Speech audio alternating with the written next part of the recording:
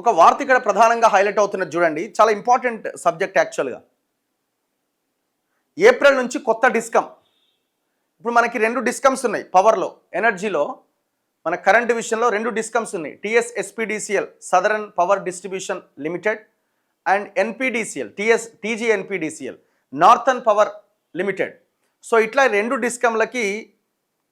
డిస్కంలో మొన్నటి వరకు ఉండి ఇప్పుడు 3వ డిస్కంని తీసుకురాబోతున్నాడు, కొత్త డిస్కమ్.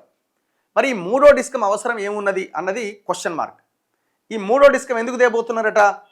అప్పులు 9,000 కోట్లు, ఆస్తులు 4,929 కోట్లు, వ్యవసాయం, ఎత్తిపోతలు, తాగునీటి పథకాలన్నీ కూడా ఆ కొత్త డిస్కంలోకి తీసుకురాబోతున్నారట.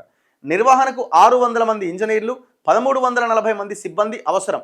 రాష్ట్ర ఇంధన శాఖ ఉత్తర్వులు ఇచ్చింది. ఈ కొత్త డిస్కమ్ అవసరము ఎంతవరకు ఉంది అని అంటే, సరే వ్యవసాయానికి లేకపోతే ఎత్తిపోతల పథకాలకి, తాగునీటి పథకాలకి, వీటన్నింటికి సపరేట్గా ఒక డిస్కమ్ పెట్టడం వల్ల కొంత అడ్వాంటేజ్ ఉండొచ్చేమో, మంచిదే, నిర్ణయం మంచిదే.